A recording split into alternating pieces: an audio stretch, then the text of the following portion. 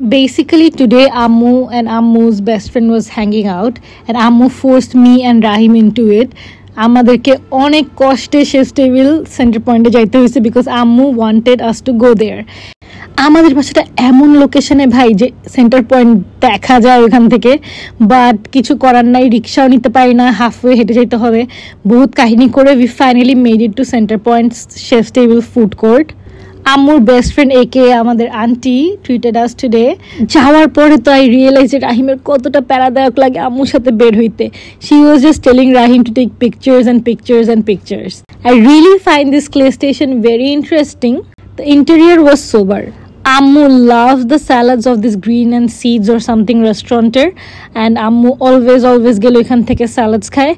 আম্মু আর ববি আন্টি নিয়ে নিছিল হচ্ছে salad, but I was like okay আমি কি করব, আমিও স্যালাড নেই। আমি ইচ্ছে মতো মাশরুম দিয়ে একটা মজার স্যালাড খাইছি। ইট ওয়াজ নট মজার, but it was okay.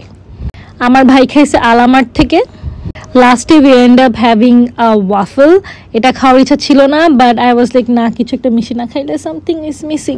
We ended the night with waffle. You guys know the drill, right? Do follow me for more.